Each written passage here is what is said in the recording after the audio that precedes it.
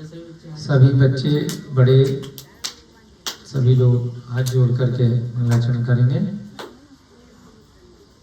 नमो अरिहंताणं नमो सेताणं नमो ऐरियाणं नमो अध्यायाणं नमो लोय सब साहुणम। जय बोलिए देवादिदेव प्रथम तीर्थंकर आदिनाथ भगवान की। इस पंचम काल से पूर्व चतुर्थ काल के अंतिम तीर्थंकर वर्तमान शासन नायक 24वें तीर्थंकर वर्धमान स्वामी महावीर भगवान की। इस युग के प्रथमाचार्य श्री चारित्र चक्रवर्ती आचार्य भगवान श्री शांत सागर जी महान मुनिराज की। अनंतानंत सिद्ध परमेष्ठी भगवानों की। सभी को सादर जय जिनेन्द्र जय दु जड़ंदो। सभी मिथिलापुरी तीर्थ क्षेत्र सोनपुरा ग्राम गौतम बुद्ध नगर उत्तर प्रदेश में आए हुए महानुभाव ज्ञानदानम गुरुकुल के छात्र छात्रागण, संस्था में कार्यरत अन्य बंधुगण, सहयोगी स्वयंसेवक, हम सबका महान पुण्य है जो हम यहाँ किसी न किसी रूप में जिनेन्द्र भगवान के मंदिर में, जिनालय में अपनी सेवाएं प्रत्यक्ष या परोक्ष रूप से दे रहे हैं। इसके अतिरिक्त जो भी लोग यहाँ की कक्षा की जो वीडियो YouTube इत्यादि के माध्यम से डाली जाती हैं उसको भी सुन रहे हैं भावपूर्वक, उसको सुन करके उसका चिंतन भी कर रहे हैं, तो उनका भी बहुत ही पुण्य है। यही एकमात्र जिनेन्द्र भगवान की वाणी है जो इस संसार रूपी दावानल से हमें बचाने वाली है। संसार रूपी जो समुद्र है उसमें हमारी आत्मा भूतकाल में जो व्यतीत हो चुका है उसमें अनादि काल से परिभ्रमण कर रही है, बहुत कष्टों को झेल रही है। उन कष्टों से बाहर निकलने के लिए अगर कोई स्थायी समाधान है तो यही सम्यक दर्शन है, इसके अतिरिक्त कुछ भी नहीं है। ऐसा विश्वास होना यही सम्यक दर्शन कहलाता है। थोड़ा बहुत भी इस पे संशय होना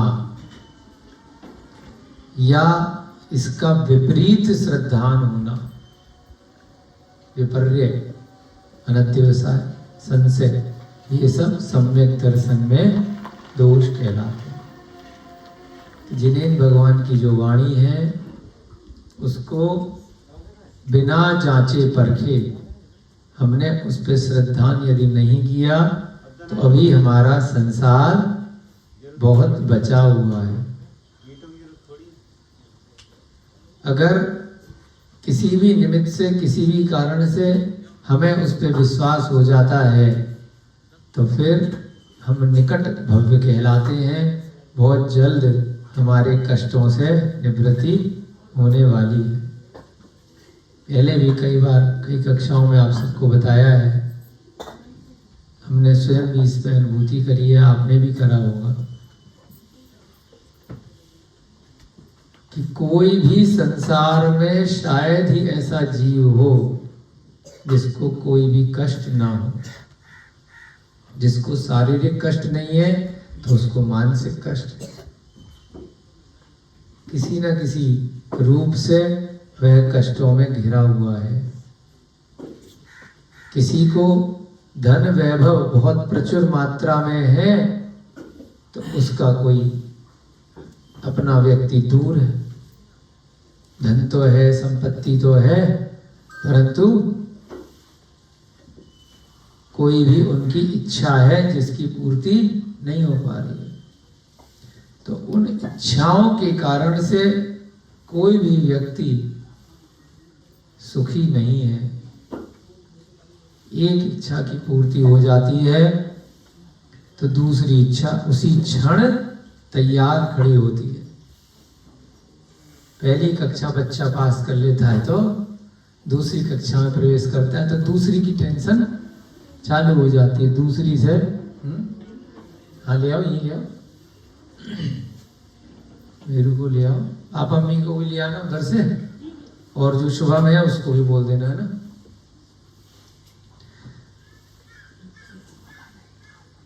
एक सीढ़ी आपने चढ़ी और दूसरी सीढ़ी के लिए आपके लिए कुछ ना कुछ टेंशन चालू है।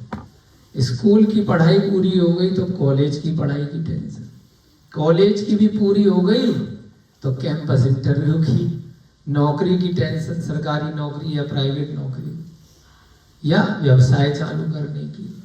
तो ये जैसे इस भव में मनुष्य पर्याय में आप देख रहे हैं, उसी प्रकार से जैसे ही ये भव, ये पर्याय पूरी होती है, इस पर्याय की आयु पूरी होती है, उसके बाद तुरंत ही ये आत्मा नया शरीर ग्रहण कर लेती है। वहां पर भी टेंशन चालू हो जाती है। मनुष्य दोबारा बनेंगे तो गर्भ में जीव आएगा, वहीं से परेशानियां, दुख शुरू हो जाते हैं। तो किसी न किसी रूप में इस कहानी का कभी अंत नहीं है, अब तक नहीं हुआ है, परंतु कहानी का अंत हो सकता है। एक छोर पर पहुंचा जा सकता है यदि सम्यक दर्शन हो गया, विश्वास हो गया तो। कहानी का अंत है सिद्धिशिला। वहां जाकर के ही हर तरीके से कष्टों से निवारण है। उससे पहले गोल गोल गोल गोल घूमती है आत्मा और घूमी जा रही है। और यदि सम्यक दर्शन नहीं हुआ तो वह घूमती ही रहेगी, घूमती ही रहेगी, कभी भी उसका घूमना रुकेगा नहीं। इस प्रकार से हम पिछले कई दिनों से सम्यक कौमुदी जो ग्रंथ है उसके माध्यम से, उसका निमित्त लेके, उसका आश्रय लेकर के हम सभी यहाँ पर संगठित रूप में समझने का प्रयास कर रहे हैं कि किस प्रकार से सम्यक दर्शन हमारा उत्पन्न हो। यदि पहले से हम सम्यक दर्शन उत्पन्न कर चुके हैं तो वह कैसे मजबूत बने। हमारी माता जी इंदौर से आई हुई है, इनका हार्दिक स्वागत, अभिनंदन। सभी लोग जय हिंद बोल के स्वागत करेंगे, स्थान देंगे। बहुत विद्वान है हमारी माता जी, श्रीमती उषा जैन जी इंदौर से, और हम सबको यहाँ निमित्त मिला है उनके सानिध्य में। हमारी धर्म पत्नी ने भी बहुत कुछ सीखा है बचपन से। स्वर्गीय श्री पंडित रतन लाल जी जो इंदौर वाले बहुत प्रसिद्ध विद्वान रहे, इसी वर्ष उनकी समाधि मरण हुआ है। उनके सानिध्य में माता जी ने बहुत कुछ सीखा है, ज्ञान अर्जन किया है। उनके सानिध्य में हम भी सीख रहे हैं बहुत वर्षों से। तो आज मिथिलापुरी में आए हैं, बहुत बहुत स्वागत, अभिनंदन। और इस स्वाध्याय की कक्षा के बाद उनका भी उद्बोधन हम लोग सुनेंगे, सौभाग्य प्राप्त करेंगे। सम्यक कौमुदी नामक ग्रंथ का यहाँ पर स्वाध्याय हम लोग सब बच्चे बड़े मिलकर के कर रहे हैं। किसी न किसी रूप में हमारे कर्ण इंद्रिय का उपयोग हो, कानों का सदुपयोग हो और ये कथा हमें श्रवण करने को मिले, जिससे कि कुछ शब्द जो जिनेंद्र भगवान की वाणी से समूह में निकले हैं, वहां से क्रमबद्ध तरीके से 2500 साल बाद भी वह किसी न किसी रूप में हमारे समक्ष उपलब्ध हैं। तो इन 2500 वर्षों में इतने सारे साधु, इतने सारे आचार्य, इतने सारे श्रावक, विद्वान, पंडित, जिन्होंने हमारे ऊपर उपकार किया, इन ग्रंथों का संरक्षण करने वाले गृहस्थ लोग, भट्टारक लोग और अन्य अन्य दान के रूप में इन ग्रंथों को जिन्होंने भी छपवाया, उन सबका बहुत बहुत उपकार है। हम सभी उनका नाम तो नहीं जानते, परंतु बिना नाम के भी हम उनका उपकार मानते हुए उनके प्रति कृतज्ञता प्रकट करते हैं, जिसकी वजह से आज तीर्थंकर यहाँ पंचम काल में नहीं है। केवली भगवान पंचम काल में नहीं है, स्वर्ग से देव भी यहाँ हमें आकर के दिखाई नहीं देते। कल मंजू दीदी बोल रही थी ना, कभी आ जाए तो, परंतु अभी पंचम काल में जिसका बहुत तेज पुण्य होगा, उसी के पास ही वह स्वर्ग के देव दर्शन करने के लिए आएंगे। लेकिन अपन लोगों को पता नहीं चलेगा, क्योंकि वो टीवी पे, मोबाइल पे इस चीज का ढिंढोरा पीटने वाले नहीं है कि मेरे दर्शन के लिए देव आए हैं या मुझसे कोई शंका का समाधान करने के लिए देव आए हैं। तो वह साधु यहाँ जगत प्रचार नहीं करते। प्रचार प्रसार वही लोग करते हैं, इनके पास कुछ नहीं होता है। अन्यथा बड़े बड़े जो सच्चे साधु हैं, उनको तो कुछ प्रचार करने की आवश्यकता नहीं होती है। कल की कक्षा में चंद्रगुप्त मौर्य का जैसे उदाहरण दिया, ऐसे बहुत सारे साधु इस पंचम काल में रहे हैं, आगे भी कहीं ना कहीं किसी न किसी रूप में होते रहेंगे, परंतु सभी साधुओं की खबर अपने तक नहीं पहुंच पाती है।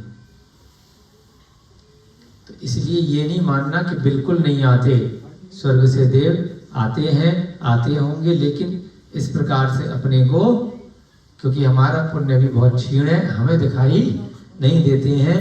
जब आपका पुण्य तेज होगा तब आपको भी उनके दर्शन हो जाएंगे। श्रद्धान करने की आवश्यकता है। यहाँ पर एक सेठ जी की कहानी चल रही है। अरहत दास सेठ है माता जी, उसके पिताजी हैं जिनदत्त सेठ। तो अरहत दास सेठ की कथा गौतम गणधर राजा श्रेणिक को बता रहे हैं कि अरहत दास सेठ का सम्यक दर्शन इतना पक्का कैसे था। उसकी 8 पत्नियां थी। एक पत्नी कुंदलता ने प्रश्न पूछा कि आपका सम्यक दर्शन इतना अच्छा कैसे है। तो उन्होंने एक चोर की कथा के माध्यम से अपना सम्यक दर्शन के बारे में बताया कि किस प्रकार से उस चोर को भी रमोकार मंत्र अंत समय में मेरे पिताजी ने सुनाया और वह सौधर्म स्वर्ग में जाकर के देव बन गया। जब यहाँ पर वह देव पर्याय में आया और मेरे पिता का उपसर्ग दूर किया, तो वह चमत्कार देख करके जिनको विश्वास नहीं था तो विश्वास हो गया, जिनको पहले से विश्वास था तो उनको एक सीढ़ी और ऊपर हो गया, उन्होंने दीक्षा ले ली। विश्वास के बाद फिर चारित्र आ जाता है। ज्ञान हुआ, ज्ञान से विश्वास हुआ, और फिर जब वो पक्का हो गया तो वह या तो अणुव्रत ले लेते या महाव्रत ले लेते, उस विश्वास पर आगे काम करते हैं, है ना। डॉक्टर ने आपको दवाई दी, भाई साहब की कल तबीयत खराब थी, तो डॉक्टर पे विश्वास किया, दवाई ली थी ना, आपका मैसेज आया कि है ना मैंने दवाई ले ली। तो आपको पता थी दवाई या किसी से पूछ के ली थी? पता थी। पता थी। तो पता पहले से कैसे, कभी तो नहीं पता, पहले कैसे पता चली? पिताजी ने बताया। तो विश्वास किया ना कि ये दवाई मुझे ठीक करेगी, है जी। क्योंकि पिता की बात पे विश्वास है। पिता किसी डॉक्टर के पास लेके गए, डॉक्टर ने इंजेक्शन लगाया, पूछा भी नहीं किस चीज का है, मर तो नहीं जाऊंगा। क्यों स्वाभिषेक जी? क्यों? विश्वास है। चैन चल रही है। पिता लेकर के गए ऐसी सड़क पे नहीं किसी पे भी चले गए, है ना। कोई चलते राहगीर से थोड़ी कहा मेरी तबीयत खराब है, लगा मेरे इंजेक्शन, लगा मेरे को दवाई। तो कोई किसी एक आदमी पे विश्वास किया, वो किसी पे लेकर गया, फिर उस पर आपने दवाई ली। ये भी एक दवाई है, ठीक है, संसार समुद्र से निकालने की। तो जैसे हमारी माता जी ने बताया कि भाई बेटा ये मंदिर जाना, इन पे विश्वास करो। फिर वहां जाकर के मुनि महाराज मिल गए, उन्होंने कुछ और आगे की बात बताई, तो उन पे विश्वास हुआ, क्योंकि माता जी पिताजी ने मुनि महाराज से मिलवाया कि हम भी इनकी बात पे विश्वास करते हैं, हम रहे ना रहे तो मैं भी इनकी शरण में जाना। मुनि महाराज ने कहा बेटा मैं रहूं या ना रहूं, मैं इस ग्रंथ की बात पे विश्वास करता हूं, कभी मैं उपलब्ध नहीं हूं, मेरी बात तेरे समझ में नहीं आए तो यहां से पढ़ ली। ग्रंथ में लिखा था कि भैया ग्रंथ भी किसने लिखे, पूर्वाचार्यों ने लिखे, किस आधार से लिखे, गणधर की वाणी से लिखे, और उनको भी किसने बताया, तीर्थंकर ने बताया। ग्रंथ से भी ऊपर कौन हो गया, साक्षात तीर्थंकर हो गए। और तेरे को कभी तीर्थंकर मिल जाए, केवली मिल जाए, तो फिर मेरी बात मत मानना, सीधे डायरेक्ट केवली से ही पूछ लेना, वैसा तेरे को दिखे। तो चैन है, एक से दूसरा व्यक्ति मिलवाता है अपने विश्वास से। तो यहाँ पर हम भी सब लोग निमित्त बने हैं, हमारी बात समझ में नहीं आए तो हम कहाँ से पढ़ रहे हैं, यहाँ से पढ़ रहे हैं। इसकी बात पे विश्वास कर लेना, और अगर सच्चा विश्वास हो तो जैसा जैसा यहाँ लिखा है वैसा वैसा, जितना आपका मन बने, जो आपकी शक्ति बने उतना कर लेना, जितनी नहीं बने मत करना। लेकिन इसकी बात को विपरीत मत ठहराओ कि ये सब गलत है, इसमें कुछ नहीं लिखा है ना। आप नहीं कर पा रहे हैं वो बात अलग है, अपनी आपकी शक्ति सामर्थ्य है, परंतु यहाँ सब ठीक लिखा है, क्योंकि पूर्व आचार्यों की परंपरा से आ रहा है। तो ऐसा ही यहाँ पे कुंदलता का जो सबसे छोटी पत्नी थी, सब कुछ सुनने के बाद भी विश्वास नहीं कर रही कि ये सब बेकार की बात है, तुम बेवकूफ बना रहे हो, है ना। भले ही पूछा मैंने है कि तुम्हारा सम्यक दर्शन कैसे पक्का है, लेकिन मैं विश्वास नहीं करती। कोई आता है कि स्वर्ग से ऐसे, मैंने तो कभी देखा नहीं, तुमने देखा होगा लेकिन तुम झूठ बोल रहे हो, पागल बना रहे हो। तो सब कहानी सुनने के बाद भी कुंदलता विश्वास नहीं करती है, और राजा वगैरह को गुस्सा आता है कि कैसी पत्नी है जिसकी एहसान से खा पी रही है, मस्त रह रही है, खूब आभूषण भी मिल रहे, मकान दुकान सब चल रहे, अपने पति की बात पे विश्वास नहीं कर रही। फिर उसने कहा कोई बात नहीं, ज्यादा झगड़ा नहीं, हरदास का सम्यक दर्शन पक्का है, किसी से ज्यादा माथा पच्ची नहीं करता कि नहीं सुन रही तो मत सुन, मेरा क्या है, उसके अपना पाप और पुण्य का कर्म का उदय है। तो अरादास सेठ ने अपनी दूसरी पत्नी से पूछा, उसका नाम था मित्रश्री, कि तुम बताओ, चलो तुम्हारा सम्यक दर्शन शादी से पहले से ही है, तुम्हारा इतना पक्का कैसे है। तो मित्रश्री फिर अपनी एक कथानक सुनाती है कि किस प्रकार से एक जिनदत्ता सेठानी थी, और वहां पर वृषभदास नाम का एक दूसरा सेठ था। उन दोनों के बच्चा नहीं हो रहा था, 70 साल की उम्र हो गई थी माता जी।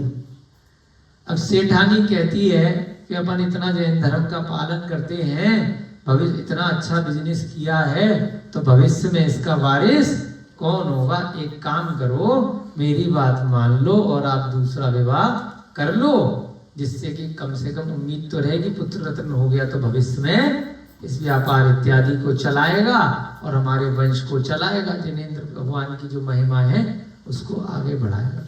सेठ जी ने कहा नहीं, ये बुढ़ापे का समय है, 70 वर्ष की आयु है, ये बात उचित नहीं है।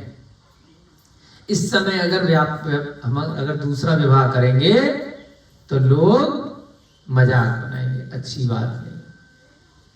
फिर भी सेठानी ने खूब समझाया कि कर लो, बहुत तरह तरह से तर्क दिए कि इसमें जग हसाई तब है जब अपनी इंद्रियों के लिए, भोगों के लिए विवाह कर रहे हैं, इधर उधर चक्करबाजी कर रहे हैं, तृप्ति नहीं हो रही है, अगर किसी कारण से कहा जा रहा है कि भाई पुत्र रत्न की प्राप्ति करनी है जिससे कि वंश चले, तो उसमें कोई दोष नहीं है।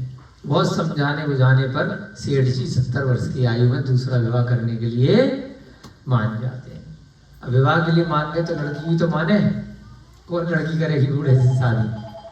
तो फिर उस सेठानी ने ही अपनी ही जो बहन इत्यादि थी उससे पता किया।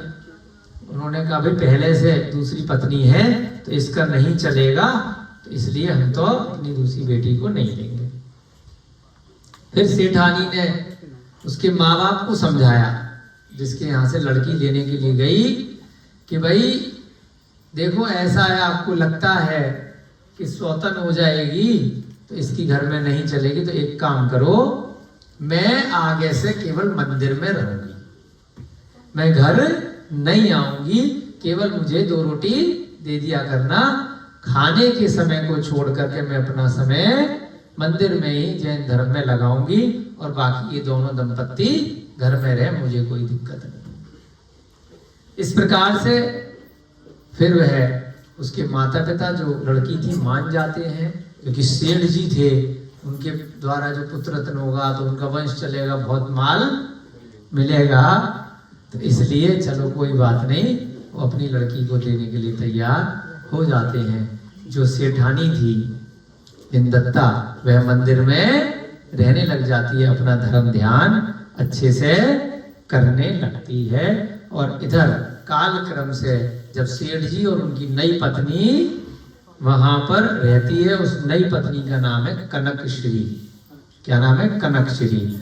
और इसका नाम क्या है? मित्रश्री। इसका नाम है जिनदत्ता, है ना। तो यहां पर धीरे धीरे सारा भार अपनी नई पत्नी को, सपत्नी को दे देती है। लॉकर वॉकर की चाबी, धन दौलत, भाई तू संभाल सारा सिस्टम, मैं तो मंदिर चली। एक दिन कनकश्री अपनी माता के घर गई। कनकश्री कौन? नई वाली पत्नी। अब सब कुछ बढ़िया से चल रहा था, पुत्र रत्न की प्राप्ति हो गई, बच्चा हो गया, वंश का वारिस मिल गया। अब अपनी जो माता है, मतलब गृहस्थ की, उसकी कनकश्री, एक तो सासू माँ होती है लड़की की, एक अपनी मायके गई। तो जब मायके में गई तो अपनी माता ने उससे पूछा कि हे पुत्री, अपने पति के साथ सुख का अनुभव करती हो या नहीं?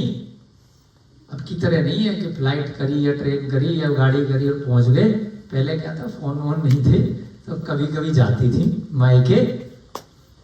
तो पुत्र होने के बाद भी बहुत टाइम बाद अपने घर गई है। तो उनकी माता जी ने पूछा कि बढ़िया से रख रहा नहीं रख रहा तुम्हारा हस्बैंड? पुत्री ने कहा, हे माता, मेरा पति मेरे साथ वार्तालाप भी नहीं करता है। अब झूठ है कि सच है वो तो अब देखते हैं, बच्चा तो हो गया है, अब पता चलेगा। स्त्रियों में क्या रहता है, थोड़ी सी मायाचारी रहती है। जिनकी मायाचारी हट जाती है, पहले भी बताया था, प्रसंग आया था, तो वो अगले भाव में फिर पुरुष बनने वाली है, ये मान लेना। या फिर उनका सम्यक दर्शन पक्का हो गया है तो पुरुष भी देव बनने वाली है। अगर मायाचारी के परिणाम स्त्री पर्याय में लगभग न के बराबर है। पहले जन्म में कहीं ना कहीं रही होगी, अल्प परिग्रह किया होगा, इसलिए मनुष्य पर्याय में, स्त्री पर्याय में आ गए। और अगर पूरी तरीके से बहुत ज्यादा मायाचारी कोई जीव करता है तो निश्चित तौर पे फिर मनुष्य भी नहीं बनता, वो तो त्रियंच गति में पशु पक्षी बन जाता है जाकर मायाचारी के कारण। तो कभी भी हमें किसी का रुपया पैसा नहीं मारना है। जाने अनजाने में कभी आगे पीछे व्यापार में हो गया, मजबूरी है, उसमें कुछ नहीं कर सकते।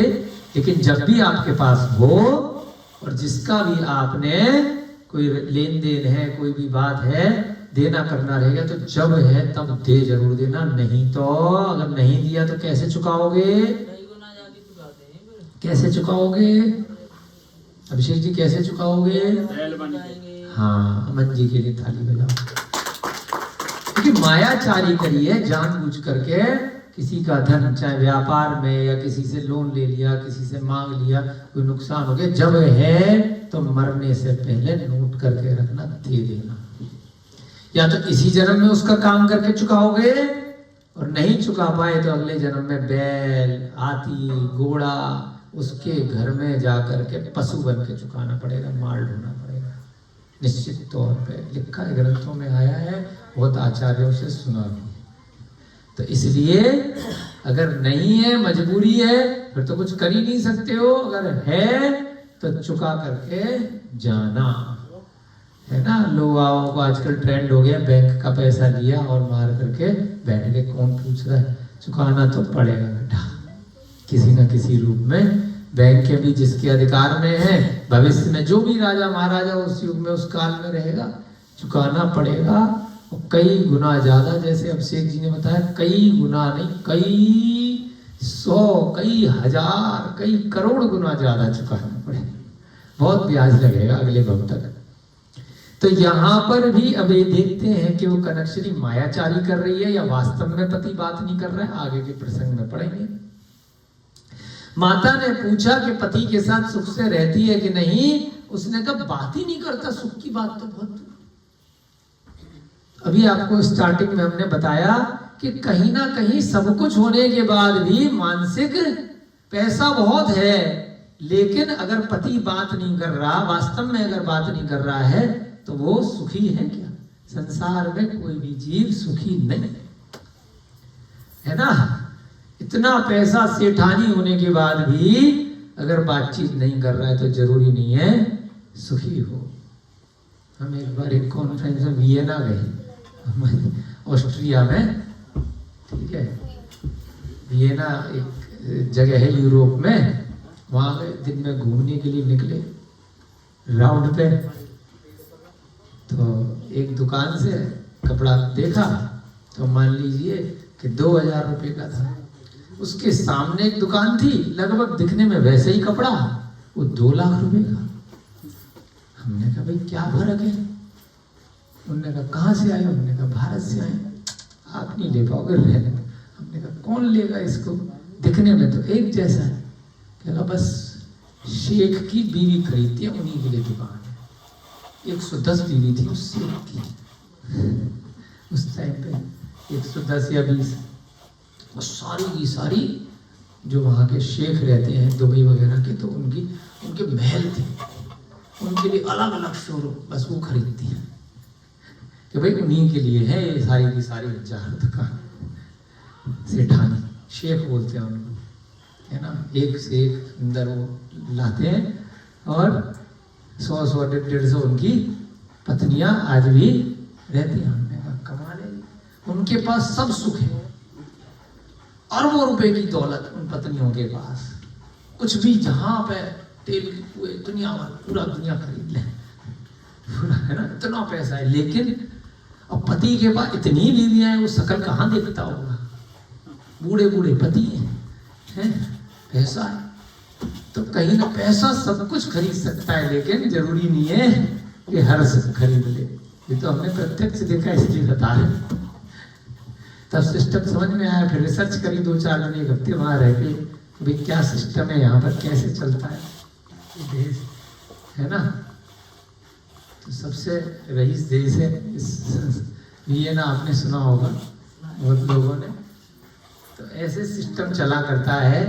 तो यहाँ पर भी उस सेठानी के पास बहुत पैसा है, लेकिन अगर सेठ बात नहीं कर पा रहा है कि बहुत सारी बीवियां हैं, तो दुखी है। मेरे से तो वार्तालाप भी नहीं करता, तो काम भोग की बात ही क्या है ना। स्त्री और पुरुष का जब, है ना, काम भोग की बात ही क्या। दूसरी बात यह है कि मुझे सपत्नी के ऊपर विवाह कर सुख की बात क्यों पूछती? तुमने तो पहले से उसकी जब पत्नी थी, मुझे वहां पे रुपए पैसे के चक्कर में दे दिया। सपत्नी पहले से है तो सुख कैसे होगा? जबकि बेचारी पत्नी तो मंदिर में रह रही है, वो आती भी नहीं है ना, और बच्चा भी हो गया है, तो कैसे हो गया, है ना। इसका मतलब कहीं ना कहीं झूठ बोल रही है, भिड़ा रही है ना। यहाँ पर भी बहुत सारे लोग हैं ना, भिड़ाते हैं, फिर आपस में लड़ते हैं, फिर हमारा टाइम खराब करते हैं। हम कहते हैं पहले सॉल्यूशन निकालो, समाधान निकालो, है ना, चुगलखोरी। हाँ, इनको बहुत शब्द पता है ना, क्योंकि ये भी उसी गैंग में है ना, तभी तो पता है। तो सब जगह ही अनादि काल से ये सिस्टम चला रहा है, इसीलिए ही स्त्री पर्याय मिली है अम्मा जी, इसीलिए मिली है ना कहीं ये गुण पता नहीं है लेकिन है, उसको अपन मान नहीं रहे कि हमारे अंदर ये है। अगर मानेंगे तो फिर हम वो गलती करेंगे नहीं, क्योंकि हमें वो सब चीज ठीक लग रही है, यहाँ की वहां करना, इधर की उधर करना, तो ये सब मायाचारी के परिणाम कहलाते हैं। और अगर जरूरत से ज्यादा होगी तो आप त्रियंच गति में जाएंगे, अल्प परिग्रह के साथ में होगी तो पुनः पुनः पुनः पुनः मनुष्य पर्याय में स्त्री बनते रहेंगे। तो यहाँ पर भी वह लड़की क्या कह रही है, वह स्त्री, कि तुमने जाकर के जब पहले से उसकी पत्नी थी और मेरा विवाह कर दिया और अब पूछ रही हो सुख है कि नहीं है। सिर पर मुंडन कराकर पीछे नक्षत्र और पानी पीकर पीछे घर पूछती हो। ये भी सब डायलॉग है, तो याद करना, काम आएंगे जीवन में। सिर पे मुंडन करा दिया है ना, पहले तो मेरे मतलब काटे नहीं है, लेकिन एक कोई डायलॉग है, कहते हैं ना कि भाई अपन कोई ना कोई ऐसे वाक्य रहते हैं तो जिससे हमें एक उदाहरण सीखने को मिलता है। सिर पे मुंडन करा दिया और पीछे नक्षत्र और पानी पीकर पीछे घर पूछती हो, मुझे तुष मात्र भी सुख नहीं है ना। नक्षत्र देख करके बढ़िया सा विवाह कर दिया और पानी पी करके, अब आजकल पानी थोड़ी पीते, कोल्ड ड्रिंक पीते हैं, कोल्ड ड्रिंक पी करके मस्त बैठी और पूछ रही हो कि घर कहाँ है, मजे ले रही हो मेरे। पहले तो मुझे धक्के दे करके वहां ऐसे गटर में भेज दिया और अब एंटरटेनमेंट के लिए पूछ रही, और बेटी ठीक है, मैं तो छोटी बच्ची थी, मुझे तुमने ही तो विवाह किया, मैं तो जानती नहीं थी। इससे अच्छा तो गरीब परिवार में शादी कर देती, लेकिन एक ही पति होता है ना, सुखी रहती। मुझे तुष मात्र भी वहां सुख नहीं है। तुष मतलब थोड़ा सा भी, जरा भी, क्षण मात्र भी मुझे वहां पर सुख नहीं है। जिन दत्ता ने मेरे पति को सब प्रकार से वश में कर रखा है, उसके कंट्रोल में है ना। वो बेचारी तो मंदिर चली गई छोड़ छाड़ के, और फिर भी क्या कह रही है, मेरे कंट्रोल में मेरा पति नहीं है, उसी के कंट्रोल में। अब कई लड़कियां देखी हैं कि पति खूब कमा करके ला रहा, बेचारा सुबह 6 बजे से लेकर रात के 12 बजे तक कमाने में लगा हुआ है, उसी के लिए कमा रहा है, उसी के लिए ज्वेलरी ला रहा, मकान दुकान गाड़ी सब कर रहा है। अरे आता ही नहीं है, समय नहीं देता है। समय देगा तो तुम्हारे लिए ज्वेलरी कहाँ से लाएगा, तुम्हारे लिए सारा भोग की सामग्री कहाँ से लाएगा। घर में बैठा रहेगा तो घर भी पड़ा रहता है, काम पे नहीं जाता है, पैसा नहीं लाता है। बाहर जाके पैसा लेने जाएगा, काम करेगा तो बाहर ही पड़ा रहता है, पता नहीं कहाँ मुंह मारता है। हर तरह से बेचारा पति परेशान है। फिर पति जब ताने सुन सुन के परेशान हो जाता है तो चोरी छिपे दोस्तों के साथ पीना चालू कर देता है। तो कहता मेरा पति तो पीता है, अब पीने के बाद फिर जब आके गालियां देता है, मारता तो मेरा पति तो ऐसे बोलता है। तो बस परेशानी परेशानी ये मानसिक रूप से हर जीव के साथ रहती है। घर में कोई आ जाए तो मिलने लोग बहुत आते हैं, नहीं आए तो अकेले रहते हैं। हर तरीके से टीवी दे दिया तो टीवी पे लड़ाई दंगे की कहानियां चल रही हैं, उसी सुन सुन के परेशान है। नहीं, हर चीज में इस सबकी ही आदत है, ये अनादि काल से हम सबकी चल रही है, ये हम सबका ही है। हमें बस दूसरा कोई कर रहा है तब उसमें कमी नजर आती है, जब हम स्वयं कर रहे हैं तो हमें वह ठीक लग रहा है। सब में ही कुछ ना कुछ कमी है। कल भी प्रसंग आया था कि हम सब सर्वज्ञ नहीं है। जब तक हम भगवान नहीं है तब तक हमें कुछ ना कुछ कमी रहेगी ही रहेगी। हमें वह कमी स्वयं की पता नहीं चलेगी, क्योंकि हर जीव सोचता है मैं ठीक हूं, दूसरे ने जो किया, मेरे पुत्र ने किया वो गलत, मेरे पिता ने किया वो गलत, मेरे दोस्त ने किया, पत्नी ने किया। साहब हर जीव बस दूसरे जीव में कमी निकालने के लिए बैठा है। मैं भी बैठा हूँ, आप भी बैठे। मैं इनको किसी काम के लिए टोक दूंगा, ये बोलेंगे ये बेचारे जब तक मेरे अधिकार क्षेत्र में है जब तक कुछ बोल नहीं पाएंगे, जैसे ही ये थोड़ा पद बढ़ेगा तो ये मुझे टोकेंगे। पिता पुत्र को टोकेगा, जब पुत्र बड़ा हो जाएगा पिता को टोकेगा, मालिक है वो नौकर को टोकेगा, नौकर थोड़ा बड़ा हो जाएगा तो ये सिस्टम है। हर आदमी दूसरे को टोकता है जब उससे किसी ना किसी रूप में वह पद में, पैसे में, पावर में कम होता है। बस यही सॉल्यूशन है जनवाणी, और क्या सॉल्यूशन? और काय के लिए हमारा बच्ची कर रहे हैं 38 क्लास हो गई। जब तक भगवान नहीं बनोगे जब तक कोई सॉल्यूशन नहीं है। जब तक जिन दीक्षा नहीं लोगे उस श्रेणी पे आगे नहीं बढ़ोगे। बस अल्टीमेट वही अंत है, उससे पहले कोई भी अंत नहीं है। मारीच भी भगवान के घर में पैदा हो गया तब भी उसके दुखों का अंत नहीं हुआ। उसके बाद जाकर के कितनी बार यंज गति में गया, नरक गया, एक इंद्रिय पर्याय में गया। आप अगर भगवान के घर पैदा भी हो जाओगे तब भी अंत नहीं है भाई साहब। आप सोचो कि मेरे पिता भगवान, मेरे दादा भगवान तीर्थंकर, तो मेरी तो कंफर्म टिकट है, कोई कंफर्म टिकट नहीं है। आपको स्वयं को भी उस मार्ग का अनुसरण करना पड़ेगा। ऋषभ देव के 100 पुत्र थे, जब तक सबने दीक्षा नहीं ली। उसके बाद ऋषभ देव के इतने पुत्र, जब तक सबने नहीं ली वो नहीं गए, वो भगवान नहीं बने। भगवान राम के भी पुत्र थे लवकुश, उनको भी दीक्षा लेनी पड़ी। खाली देख करके अनुमोदना करने से काम नहीं चलेगा, काम उतना चलेगा, पुण्य मिलेगा, लेकिन अंत वही है जहाँ स्वयं भी वह मार्ग अपनाना पड़ेगा। रसगुल्ला है, गजक है, कोई मिठाई है, उसको देख करके जीभ पे स्वाद नहीं आएगा, मुंह में पानी आएगा। तो पानी का ही स्वाद आएगा, गजक का स्वाद नहीं आएगा, रेवड़ी का स्वाद नहीं आएगा, मुंह में डालनी पड़ेगी तभी आएगा ना अंकल जी। हैं रेवड़ी अगर अभिकांत जी खा रहे हैं तो आपके स्वाद आ जाएगा क्या? नहीं आएगा ना। खुद लेना पड़ेगा दीक्षा को, खुद उस मार्ग पे आगे बढ़ना पड़ेगा। जिन दत्ता ने मेरे पति को हर प्रकार से वश में कर रखा है, वे दोनों दंपत्ति सदा जिन मंदिर में रहते। अच्छा ये चक्कर है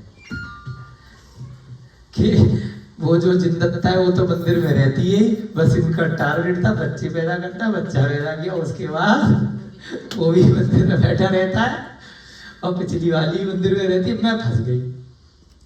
मध्याह्न काल तथा संध्या के समय बस भोजन करने के लिए आते हैं। 2 बार खाना में तो खाना बनाने वाली बन गई उनके लिए है, नौकरानी, बच्चा पैदा करने वाली मशीन, एक बच्चा पैदा करके छोड़ दिया और दोनों टाइम खाना खाने के लिए आ जाते हैं और बस बात खत्म है ना। मैं अकेली दुर्बल शरीर होकर रात्रि में भाग्य की निंदा करती रहती हूँ। रात में अकेली रहती हूँ, दोनों हस्बैंड वाइफ मंदिर में ही हरे राम अरिहंत भगवान, सिद्ध भगवान, नमोकार मंत्र और स्वाध्याय करते रहते हैं। ये भी बहुत बढ़िया है। यह सब मिथ्या समाचार कनक श्री ने मायाचार से अपनी माता के आगे कहा। देखो हम तो आपको पहले बता चुके हैं, ये ग्रंथ हम पहले से पढ़ के नहीं आए हैं और ना पैराग्राफ भी। कभी कभी जब आप आगे पीछे हुए तो एक आध पैराग्राफ पढ़ लेते हैं, नहीं तो आपके सामने ही पढ़ते हैं। अब ये क्या कर रही है? पहले से ही मायाचारी का गुण उसके पास था, तभी तो स्त्री पर्याय में आई है और अभी भी छोड़ नहीं रही, क्योंकि स्वाध्याय नहीं है, सम्यक दर्शन पक्का नहीं है। तो इसीलिए उस गुण के कारण, उस पर्याय के कारण से वह बेमतलब में मायाचारी कर रही है। अकारण असत्य, मायाचारी में असत्य भी बोल रही है ना, और इधर की उधर जबरदस्ती भिड़ाना, लड़ाई करवाना, कोई लेना एक ना दो। मायाचार के परिणाम से यह मिथ्या झूठी बात, इसका मतलब ऐसी बात नहीं है, पति इसके कंट्रोल में ही है और फिर भी झूठ बोल रहे। तदनंतर बंधु श्री ने कहा कि रति स्वरूप मेरी इस पुत्री को छोड़कर मंदिर में जरा जर्जरित वृद्धा स्त्री का सेवन करता है। उसकी माता कौन है? बंधुश्री। हाँ, बंधुश्री इसकी माता है कनकश्री की। अब बंधुश्री का दिमाग खराब हो गया। आजकल की महिलाएं भी क्या कर, तलाक किनके होते हैं? जिनकी बेटी किसी न किसी कारण से उसकी मांग पूरी नहीं हो पा रही, किसी भी चीज की, पैसा बहुत है, कुछ और डिमांड पूरी नहीं हो रही, टाइम नहीं मिल रहा है ना, कहीं पर भी कोई भी बात अच्छी नहीं लगी, और अपनी जो मायके में जाके अपनी माता को टेलीफोन से या जाकर के भिड़ा दिया। अब आ गए ससुर जी और लेकर के फूफा को लेकर के डंडा लेकर के। हमने भी 2-3 तलाक देख लिए अपने जीवन में, अपने मित्रों के फूफाओं के चक्कर में और ये टेलीफोन के चक्कर में, रिश्तेदार बढ़ा के चले जाते हैं है ना। तो यही काम होता है, जरा सी मायाचारी करी और डंडा लेकर के आ गए, लाओ जी सारा सामान पैक करो जी गाड़ी में रखो। तो तभी आएगी जब नोटिस जाएगा, इतने पैसे आएंगे।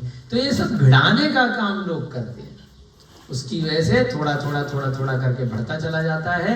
तो यहाँ पर भी बंधुश्री को उसकी बेटी ने टाइम पास के लिए भिड़ाया, और बंधुश्री का पारा हमारी जो दीदी पीछे बैठी है, नाम भूल गए, सविता दीदी की तरह पारा हाई हो गया एकदम। धैं धैं धैं धैं। इसकी इतनी हिम्मत कि मेरी बेटी को छोड़ करके वृद्धा स्त्री, मेरी बेटी तो जवान है, इतनी स्वरूपी है, उसको छोड़ करके जर्जरित, बिल्कुल जर्जर शरीर है, वृद्धा स्त्री, 70 साल के दोनों, और मंदिर में जाकर के, स्त्री के मंदिर में तो चला जाता बहाने से, क्योंकि आदि और रिवाज सुनिए, है ना, कुज्ञान है, अपना दिमाग नहीं लगाया बंधुश्री ने, माता ने भी, और वह उसके भिड़ाने में आ गई। वृद्धा स्त्री का सेवन करता है वहां मंदिर में जाकर के, बहाने से जाता है।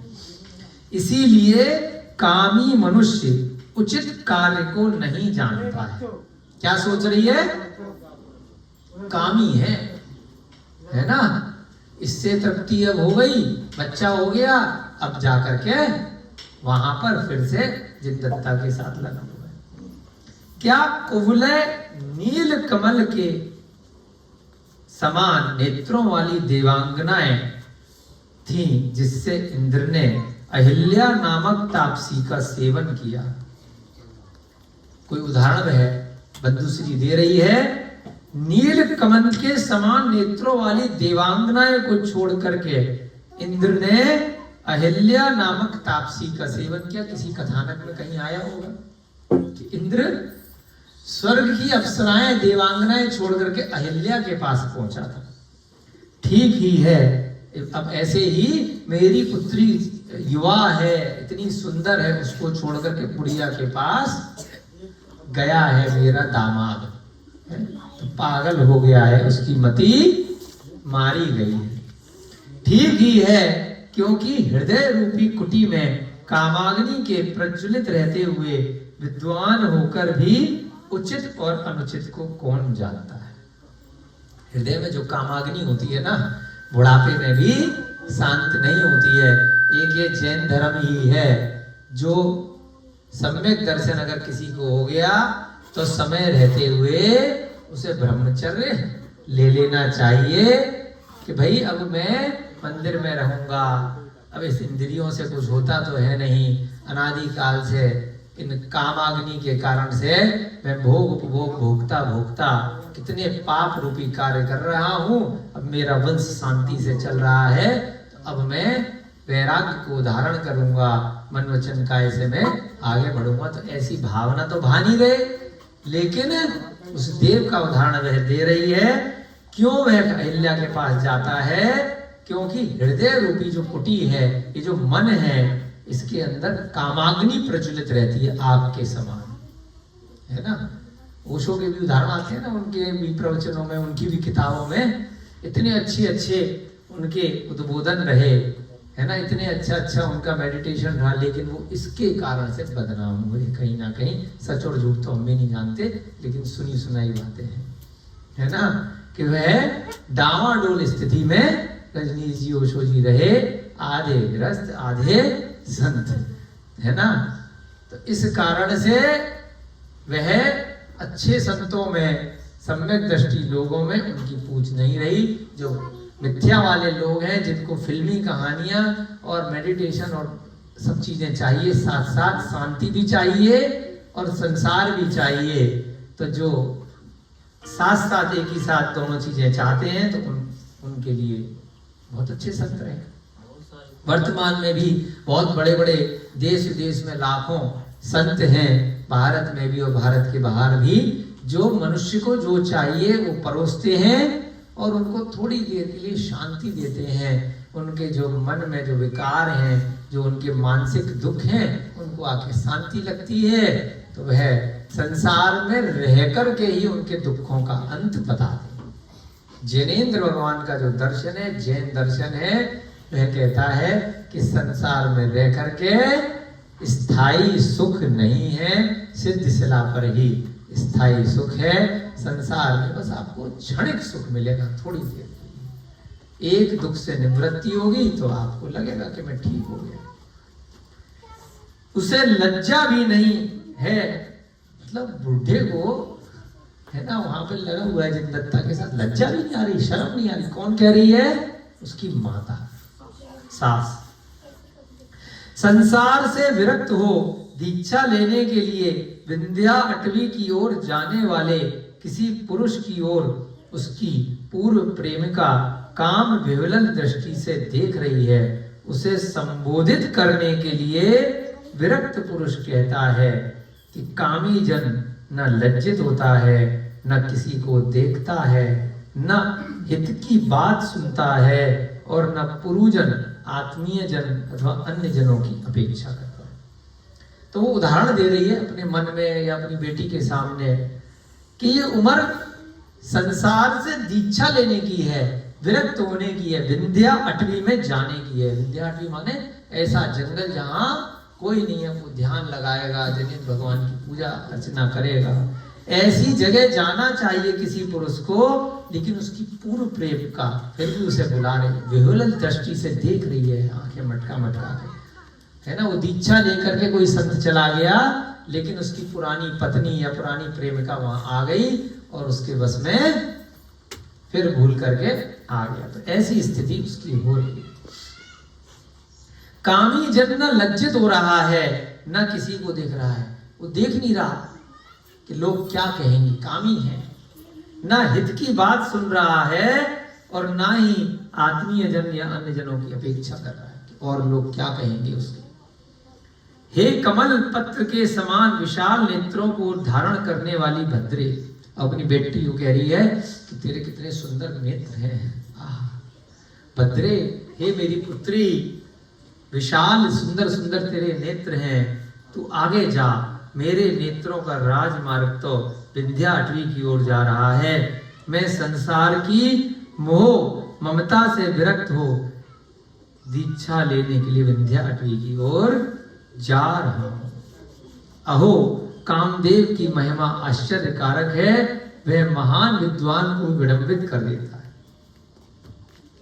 है ना। मतलब जैसा कि कहा है कि कोई व्यक्ति जो संसार समुद्र से निकलना चाह रहा है तो बुढ़ापे में वो क्या कहेगा, अपनी पत्नी को ये बोलेगा, भद्रे माने पत्नी, कि भाई तू कुछ भी कर, मैं तो संसार समुद्र से निकल करके विंध्या अटवी की ओर जा रहा हूं और ये जो मेरा दामाद है ये पागल हुआ जा रहा है। कोई अगर सच्चा पुरुष है तो वह तो अपनी पत्नी को छोड़ करके वह दीक्षा लेने की ओर जाएगा।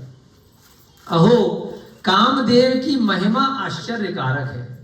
कामदेव भी तीर्थंकरों में भी रहते हैं, लेकिन उसका मतलब ये नहीं होता कि वो कामदेव खाली कामी पुरुष होते हैं। कामदेव का मतलब होता है इतने सुंदर होते हैं कि सारी की सारी संसार की सुंदर से सुंदर स्त्रियां भी उनको देख करके सम्मोहित हो जाती हैं। बहुत बार उदाहरण आते हैं कि कुएं में पानी लेने के लिए गई और बच्चे नीचे डाल दिए, ऊपर अपने छज्जों में से छत पे से देख रही हैं, इतने सुंदर पुरुष निकले, गिर गई वहां से, बाल बांधने भूल के। बहुत सारे उदाहरण आते हैं। कामदेव बहुत सुंदर होते हैं, कामदेव जैसे, है ना, पुरुष। कामदेव की महिमा आश्चर्यकारक है। कामदेव आपकी इंद्रियों को भूला है कि इंद्रियों में यह जो कामदेव वाला जो गुण है, जिसके कारण से स्त्री पुरुष इत्यादि का जो आकर्षण रहता है उसकी महिमा भी आश्चर्यकारक है। वह महान विद्वान को भी विडंबित, बहुत बड़े बड़े विद्वान आ जाते हैं प्रवचन देने में तो बहुत अच्छे रहते हैं, चारित्र भी कई बार बड़ा अच्छा होता है, फिर भी अगर कामदेव उनके अंदर से आ गया तो वह डामाडोल हो जाते हैं, विडंबित हो जाते हैं। रावण का भी आया था ना, कितना बड़ा विद्वान था, उसके बाद भी पूर्व जन्म के कारण से सीता को देख करके उसकी स्थिति है ना माता जी खराब हो गई रावण की। और कितने उदाहरण आते हैं। कामदेव कला कुशल मनुष्य को क्षण भर में विकल कर देता है। बहुत कलाओं के बाद भी एक क्षण में देखते ही उसका काम तमाम हो जाता है। पवित्र मनुष्य की हंसी उड़ाता है, विद्वान की विडंबना करता है और धीर वीर पुरुष को नीचा कर देता है। तो यही आपको वश करना है। हम सबको जो अपना शील व्रत है उसको पूरा नियंत्रण में रखना है। महाव्रती को ब्रह्मचर्य का सकल रूप से पालन करना है और अणुव्रती को अपनी पत्नी के साथ में संतोषी रहना है। उसके अतिरिक्त जो भी संसार में महिलाएं हैं, अगर उम्रदराज हैं तो माता के समान हैं, बराबर किसी उम्र की हैं तो भाई बहन के समान है, बहनी के समान है ना। तो इस प्रकार से खाली डायलॉग के नहीं, अंतरंग से ऐसे ही भाव आने चाहिए, तो वही सच्चा शील का पालन करने वाला माना जाता है। कामदेव कला कुशल मनुष्य को भी क्षण भर में विकल कर देता है, पवित्र मनुष्य की हंसी उड़ाता है, विद्वान की विडंबना करता है और धीर पुरुष को, धैर्यवान पुरुष को भी नीचा दिखा देता है।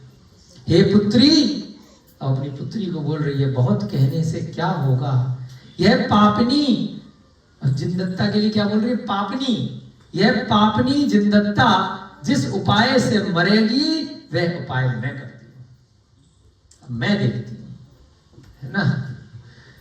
उसको जाकर के मैं कुछ उपाय करती हूँ, या तो जहर दूंगी या चप्पल जूतों से मार मार के पीटूंगी, है ना, या उसको पहाड़ पे से धक्का दूंगी, या फिर कोई ना कोई ऐसा दिमाग लगाती हूँ, ना रहेगा बांस न बजेगी बांसुरी, पति को तो मारेगी नहीं क्योंकि विधवा हो जाएगी मेरी बेटी, है ना। तो क्या सोच रही है, जिनदत्ता का काम तमाम करती हूँ। इस प्रकार पुत्री के मन में संतोष उत्पन्न कराकर उसे वापस पति के घर भेज दिया कि जा बेटा तू पति के घर जा, मैं देखती हूँ। उस कनक श्री ने उस ढंग से दोषों का उद्घाटन किया कि जिससे माता के मन में जिनदत्ता के ऊपर ईर्ष्या का भाव उत्पन्न हो गया। वह मन में बैर बांध कर रह गई। कोई भी उसका कोई दुश्मनी नहीं थी। बंधुश्री की जिनदत्ता से, बंधुश्री कौन, उसकी माता, और उधर जिनदत्ता, कोई दुश्मनी नहीं है। लेकिन इस प्रकार से किसी ने भिड़ाया और उसके कारण से बिना जांच पड़ताल करे दो लोगों में बैर हो गया। बहुत बार हो जाता है, यहाँ पर भी प्रसंग देखते हैं, आप भी अपने जीवन में देखते हो, किसी ने जिस ढंग से मायाचारी करी, जिस ढंग से भिड़ाया, और आपका विवेक नहीं था, आपका सम्यक दर्शन नहीं था, आप विवेक शून्य थे। इधर किसी ने बोला और आपने बिना किसी जांच पड़ताल के उस ठग के, उस मायाचारी व्यक्ति की बातों पे विश्वास कर लिया और उसको तो अपना हितैषी मान लिया जिसने भिड़ाया है, और जिसके बारे में भिड़ाया उससे जाकर के भिड़ गए या बैर बांध लिया। कितना समय, 5-7 मिनट और रह गए आज की कक्षा में। बैर बांध लिया। एक समय जो अनेक अवधूतों से सहित था, जिसका शरीर हड्डियों के आभूषणों से विभूषित था, जो त्रिशूल, डमरू तथा नूपुर आदि से युक्त था, तथा जिसकी आकृति अत्यंत भयंकर थी, ऐसी एक कापालिक नाम का योगी भिक्षा के लिए बंधुश्री के घर आया। एक दूसरा जैन दर्शन के योगी तो ऐसे होते नहीं है, जिनेंद्र जो अपने मुनि महाराज रहते हैं, एक दूसरे जो संसार में योगी घूमते हैं आभूषणों से, अब आभूषण भी क्या, हड्डी वड्डी लगा के रखते हैं ना, ऐसे भूत भूत लगा लेते हैं, है ना, खोपड़ियां लटका लेते हैं। हमने तो फिल्मों में देखे, रविकांत जी ने देखे होंगे अपने बंडा गांव में, बंडा में नहीं, फिल्मों में देखे, हमने भी ऐसे ही बनारस में देखे, हरिद्वार में, है ना। तो ऐसे ही मिथ्या दृष्टि साधु जो तांत्रिक वांत्रिक रहते हैं, हड्डी वड्डी लटका करके, एक घूम रहा था, त्रिशूल उसके हाथ में था, डमरू उसके हाथ में था, और नूपुर आदि से युक्त था। नूपुर क्या होता है? भस्म। अच्छा, भस्म लगा करके, जिसकी आकृति अत्यंत भयंकर थी, देख के वो उसने भस्म लेप लगा रखी। ऐसा एक योगी था जिसका नाम था कापालिक। क्या नाम था? कापालिक। थोड़ी थोड़ी देर के लिए अपन नाम याद रखेंगे तो कथानक समझ में अच्छे से आता है। बंधु श्री के घर आया, जो माता थी कनक श्री की, वहां आया, भिक्षाम देहि, वो करता हुआ अपना, है ना। बंधु श्री ने ऐसे योगी को देखकर मन में विचार किया, अहो मैंने अनेक कापालिक देखे, परंतु इसका जैसा महात्म्य वैसा नहीं दिखाई देता। वो मानती होगी इन लोगों को। तो उसने कहा, बड़ा भयंकर रूप है। जो लोग मिथ्या दृष्टि होते हैं, तो जितना कुरूपी देवी का या किसी राक्षस इत्यादि का, किसी व्यंतर का स्वरूप रहता है, उतने ज्यादा आकर्षित हो जाते हैं। जितने ज्यादा जीवी भाव होगी, जितना ज्यादा विकराल रूप होगा, तो लोगों के मन में ऐसी भ्रांति हो जाती है कि ये मेरे दुखों का अंत कर देगा, जबकि ऐसा होता नहीं है। वह पहले भी आपको बताया, 10 प्रकार के भवनवासी देव होते हैं और 8 प्रकार के व्यंतर होते हैं। उनके रूपों को बना लेते हैं संसारी जीव संसार के दुखों का अंत के लिए, परंतु वह संसार से स्थायी दुखों का अंत नहीं कराते, है ना। तो ऐसे ही उसी मार्ग पर चलने वाले एक कापालिक ये योगी हैं। तो उसको देख करके वह बंधुश्री, वो माता जी आकर्षित हो गई। इसके पास मेरे कार्य की सिद्धि हो जाएगी। हर समय जब किसी से साथ किसी को कोई बैर हो गया ना, कोई दिमाग में चीज चल रही है, तो बस वही घूमती रहती है। चाहे कई महीने हो जाए, कई दिन हो जाए, बार बार हर चीज में वो सोचते हैं मेरी ये वाली चीज का अंत इससे हो जाएगा, इससे हो जाएगा। तो जैसे ही वो योगी उसे दिखाई दिया, तो उसने उसे पकड़ लिया कि पक्का मुझे लग रहा है कि इससे मेरे दुखों का अंत हो जाएगा, मेरे काम की सिद्धि हो जाएगी। ऐसा निश्चय कर उसने अपना कार्य कराने के लिए उसे अनेक जलेबियों सहित भिक्षा दी। उस जमाने में जलेबी बहुत खाते थे, लग रहा है। तो चोर भी जलेबी चोर था, है ना। ये भी जलेबी, हमारी भी जलेबी फेवरेट हुआ करती थी 10-12 साल पहले तक, जब तक हमारा तेल का त्याग नहीं था। उसके बाद जलेबी वलेबी सब भूल गए, है ना। गोल गोल गोल गोल, round round round, full stop. बहुत जलेबी खाई है हमने भी, फिर छोड़ दिया, है ना। जलेबी सहित भिक्षा दी, खाने में खूब बढ़िया बढ़िया। पानी वानी तो नहीं आ रहा? पानी आ रहा होगा, जलेबी का स्वाद तो नहीं आ रहा ना? नहीं आ रहा। तो यही है विश्वास, है ना। आपको जलेबी खानी पड़ेगी अगर उसका स्वाद भी चाहिए तो। यह ठीक ही कहा गया है कि लोक में तभी तक किसी की कीर्ति होती है जब तक दान देता है। पहले तो उसने दान दिया, तभी तो कुछ मांगेगी, है ना। दान दिया किसका? जलेबी का, और बहुत सारी और भी चीजों का उसको दान दिया, है ना। तो यहाँ पर एक पैराग्राफ और पढ़ेंगे, फिर उसके बाद हमारी माता जी आप लोगों को कुछ बच्चों को समझाएंगी। पहले जलेबी खिलाई, पहले दान दिया, तभी तो मिलेगा। 1 रुपए का दान दोगे और कई करोड़ गुना मिलता है।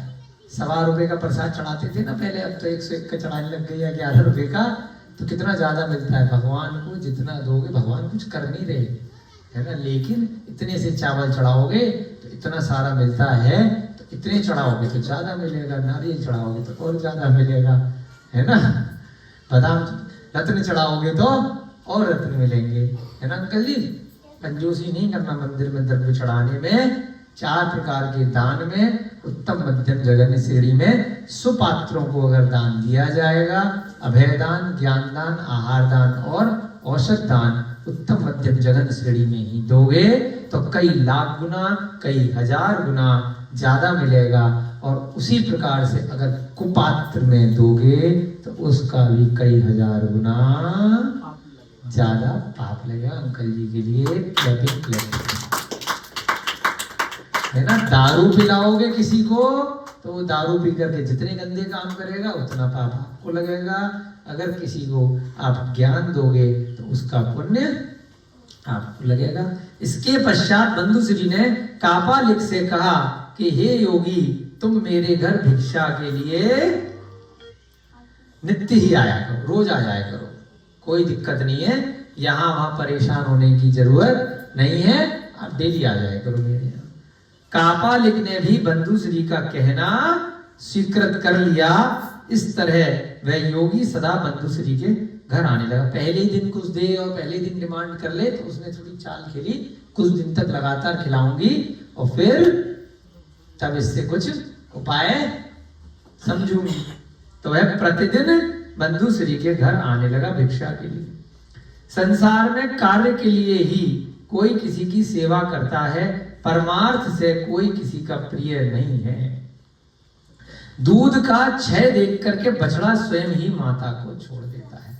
जितने दिन तक दूध आता है बछड़ा तभी तक उसके थन पर जाकर के पीता है, उसके बाद वह अपने आप घास फूस इत्यादि खाने लगता है। जबकि गाय का और बछड़े का कितना मोह बताया जाता है, लेकिन काम के लिए ही है। यहाँ पर भी काम के लिए ही परमार्थ की सेवा है। आप भी ऐसा ही मान लो, कोई दिक्कत नहीं है। आपका क्या काम है? मोक्ष प्राप्त करना। इसलिए ही जिनवाणी को पढ़ लो, है ना, यही सोच करके कि हमें संसार समुद्र से निकलना है, तो यही बहुत बड़ा काम है। अगर कोई संसार की इच्छा से अगर दीक्षा लोगे या फिर कोई भी व्रत उपवास करोगे या कोई भी अन्य यह भी कार्य करोगे तो उसके लिए निदान मान लिया जाएगा, वो कार्य हो जाएगा, लेकिन बाद में आपको कष्ट होगा, नरक भी जाना पड़ सकता है। तो इसलिए यहाँ पर कौन सा कार्य मानना कि मुझे भी इस संसार समुद्र से निकलने का मार्ग की प्राप्ति हो। ऐसे ही कोई परमार्थ की सेवा भी करता है तो वह किस भावना से करता है कि मेरा कुछ काम निकल जाए। हम सब लोग यहाँ पे परमार्थ क्यों कर रहे हैं? क्योंकि हम सबको भी एक ना एक दिन निर्वाण की प्राप्ति हो। वर्तमान का काम निकले तो ठीक, नहीं निकले तो ठीक। इन्हीं भावनाओं के साथ अगर हम यहाँ पर इस प्रकार से स्वाध्याय करते रहेंगे तो हमें किसी प्रकार का निदान नहीं होगा और कोई भी पाप नहीं लगेगा। इन्हीं भावनाओं के साथ आज का स्वाध्याय समाप्त करते हैं और हम माता जी से 5 मिनट 2 मिनट जितना भी आशीर्वाद हम सब बच्चों बड़ों को दें, वहीं बैठ करके यहाँ आकर उनकी इच्छा है। सभी को जय जिनेन्द्र, जय दू जिणन।